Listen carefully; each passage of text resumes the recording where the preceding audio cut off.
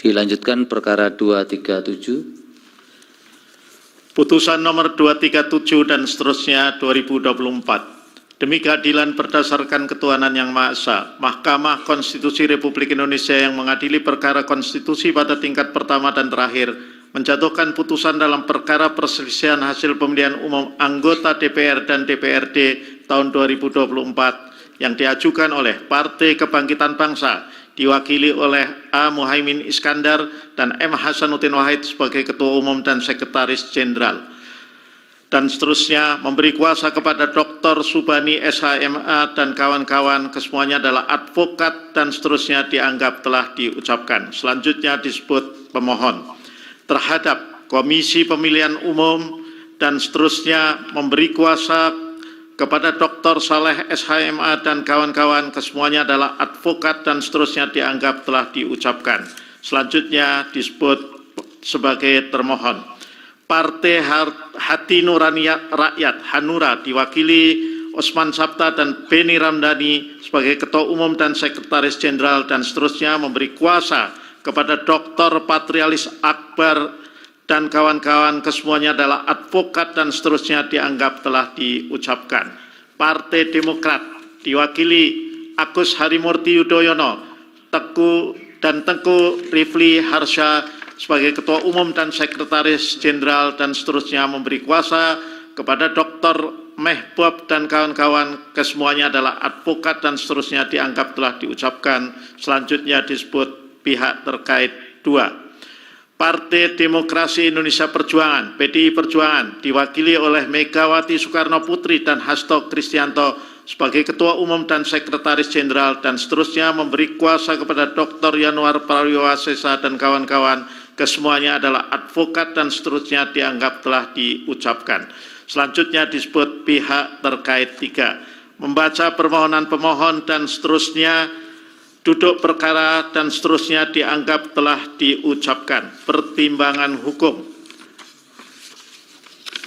3.1 dan seterusnya dianggap telah diucapkan. Kewenangan Mahkamah 3.2 dan seterusnya dianggap telah diucapkan. Mahkamah berwenang untuk mengadili permohonan akuo.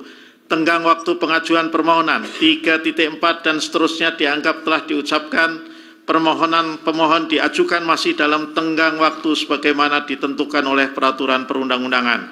Kedudukan hukum pemohon 3.6 dan seterusnya dianggap telah diucapkan.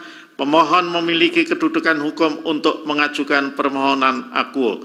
3.8 menimbang bahwa oleh karena Mahkamah berwenang mengadili permohonan akuo dan permohonan diajukan masih dalam tenggang waktu yang ditentukan oleh peraturan perundang-undangan serta pemohon memiliki kedudukan hukum, sebelum Mahkamah mempertimbangkan lebih jauh eksepsi pihak terkait 1 Partai Hanura dan pihak terkait 2 Partai Demokrat berkenaan pokok permohonan pemohon, Mahkamah terlebih dahulu akan mempertimbangkan persyaratan formil pengajuan permohonan pemohon ke Mahkamah sebagai berikut.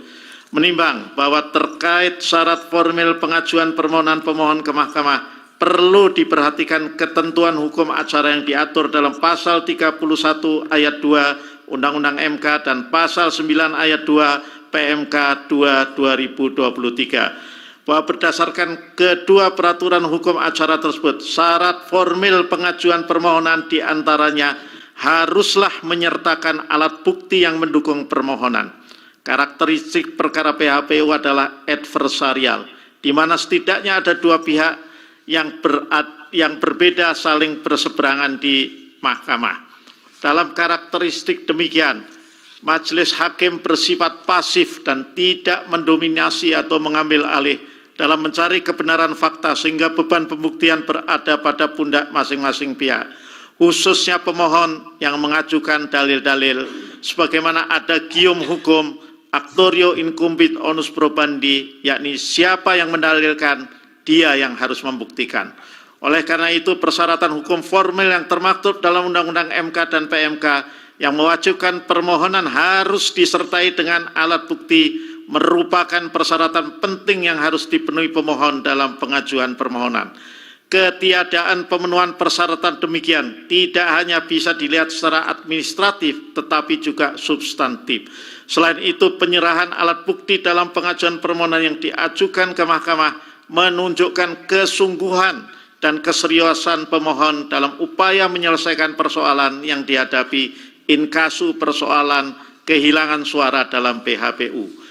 Bahwa setelah mencermati permohonan akuo, pemohon telah mengajukan permohonan ke mahkamah pada hari Sabtu tanggal 23 Maret 2024 berdasarkan akta pengajuan permohonan pemohon elektronik nomor 159 dan seterusnya bertanggal 24 Maret 2024. Berkenaan dengan hal tersebut, sebagai bagian kelengkapan permohonan yang harus dipenuhi oleh pemohon, lampiran akta tersebut memuat daftar kelengkapan pengajuan permohonan pemohon elektronik EDKP 3 bertanggal 24 Maret 2024 dengan tanda terima tambahan berkas perkara pemohonan nomor 191 dan seterusnya bertanggal 26 Maret 2024. Setelah mencermati secara seksama akta beserta lampiran dan tanda terima tersebut, Mahkamah mendapatkan fakta bahwa pemohon hanya menyerahkan daftar alat bukti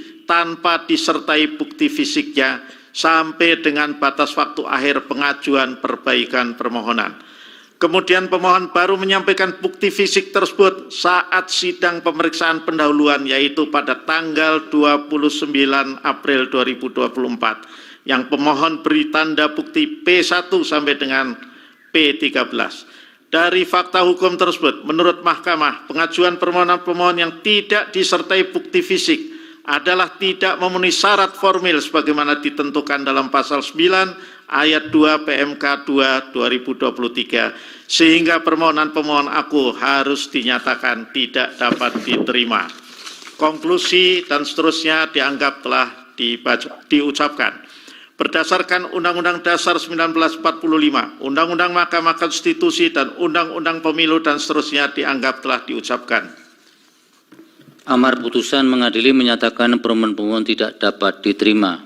Demikian diputus